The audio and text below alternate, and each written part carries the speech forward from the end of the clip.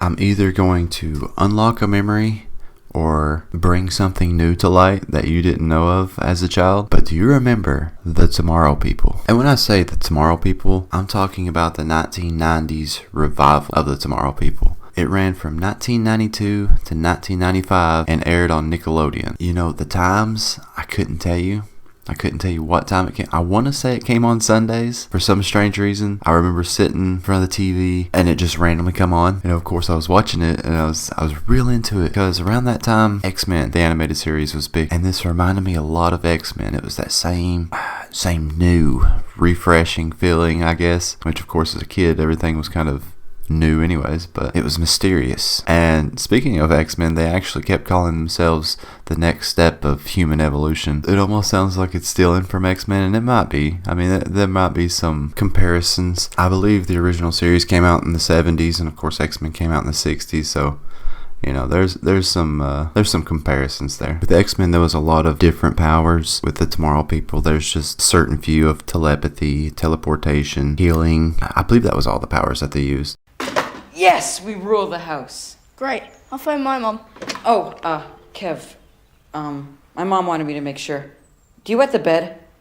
Originally, this wasn't the video that I was wanting to post today. Last night, I kind of fell down a rabbit hole, and I watched the first season and part of the second season, mostly because I unlocked a memory, which I watched some of this maybe 10 years ago when I actually remembered about the show. But yeah, it's definitely different, and you can tell it was filmed in England. There's little bits and pieces where they're trying to make you think they're in America. But the first season follows around Adam Marmaduke, aka Megabyte, and I know you have seen this kid in other things. Of course, it might have been scary for some people.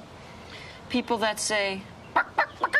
He stays throughout the entire series. Kevin, who's in the first season and part of the, I wouldn't even really say part of the second season. And then we also follow along with Lisa.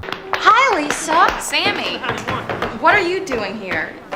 You are tearing me apart, Lisa! Each story arc was 5 episodes long. The first season was only 5 episodes, and it was titled The Origin Story. The second season was the Kulix Experiment, along with Monsoon Man. Each one of those story arcs, 5 episodes.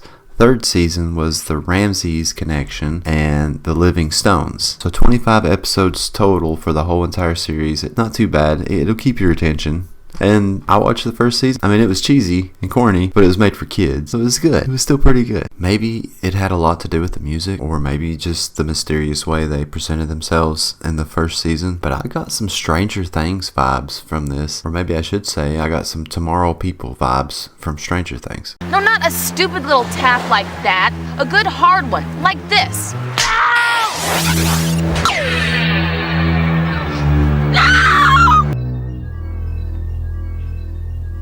Kev, where you been?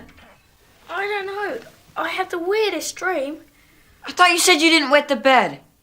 Later episodes actually replaced Lisa for Amy, and then eventually Amy was replaced by Jade. And Kevin was barely in the second season, and then you just never see him again. And Christopher Lee was actually one of the villains in one of the later seasons. But I just wanted to kind of go back and reminisce about the TV show and see if anybody else remembers this. I'm actually finding out that at least a few other people remember this show by doing a little research on it, but not a whole lot. But if you are interested in watching it, this guy on YouTube has every single episode, and you can just watch them all ad-free, which is kind of what I'm doing. I'm watching a few episodes as I go. But thanks for watching, and I'll catch you guys next time. These graphics are amazing.